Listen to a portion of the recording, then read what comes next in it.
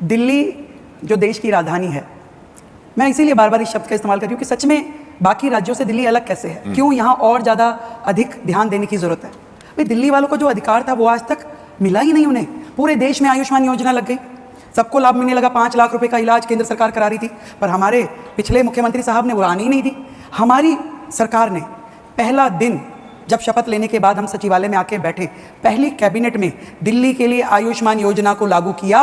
और ना केवल 5 लाख रुपए, 5 लाख तो केंद्र दे रहा था, उस 5 लाख में हमने अपने 5 लाख दिल्ली सरकार की ओर से जोड़े और 10 लाख रुपए का इलाज आज आयुष्मान योजना के माध्यम से दिल्ली ले पा रही है, जिसका अधिकार और रजिस्ट्रेशन 3.5 लाख रजिस्ट्रेशन अभी तक इस मात्र 100 दिन में हो चुके हैं। 3.5 लाख रजिस्ट्रेशन।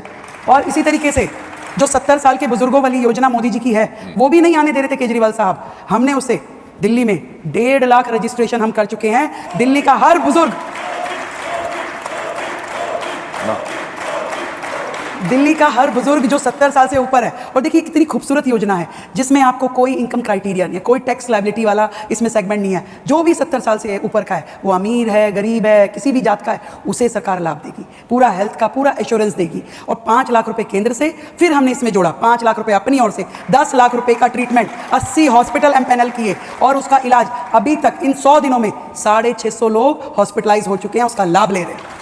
ये हेल्थ सेक्टर की अचीवमेंट्स मैं बता रही हूँ। और इसके अलावा ट्रांसपेरेंसी जो एक बहुत बड़ी चीज़ है, भ्रष्टाचार मुक्त प्रशासन। आज जिस तरीके से सरकार चल रही है, पहले क्या होता था, अब दवाई खरीद में भ्रष्टाचार, नियुक्तियों में भ्रष्टाचार, हॉस्पिटल की मैनेजमेंट में भ्रष्टाचार, इंफ्रास्ट्रक्चर में भ्रष्टाचार। एक एक पॉलिसी जो अब नीतिगत फैसले हमने किए, हमने सेंटर प्रोक्योरमेंट की मेडिसिन की, ताकि जो भी दवाई खरीदी जाए उसमें पारदर्शिता हो, जितनी भी प्लेसमेंट है। आज देखिए कितना दुर्भाग्य है कि हमारे मेडिकल इंफ्रास्ट्रक्चर में इतनी वैकेंसी है, 20% डॉक्टर कम है, 30% नर्सिस कम है और लगभग 40-45% पैरा मेडिकल स्टाफ कम है। कैसे अस्पताल चलेंगे? अब बताइए मुझे। मतलब दिल्ली जो देश की राजधानी है, जो WHO बोलता है, वो कहते हैं कि जी 1000 लोगों पे कम से कम 2 बेड हॉस्पिटल के होने चाहिए। और दिल्ली का दुर्भाग्य देखिए, कितने बेड है दिल्ली में? आप अनुपम जी, आप तो बड़े नायक हैं दिल्ली के, मात्र 0.42 बेड प्रति 1000 व्यक्ति। ये दिल्ली का आपका मॉडल इंफ्रास्ट्रक्चर था, जिसकी दुहाई पिछले मुख्यमंत्री साहब देते थे कि 0.42 यानी 1 बेड भी नहीं था।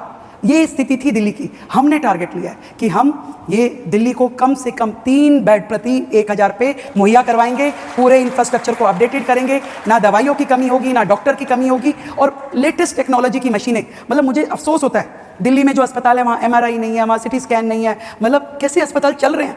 आप इसे मॉडल कहते हैं? ऐसा मॉडल नहीं चलेगा दिल्ली के लिए। दिल्ली को सुविधाजनक हेल्थ केयर देना हमारा फर्ज है और वो हम देना शुरू कर चुके हैं।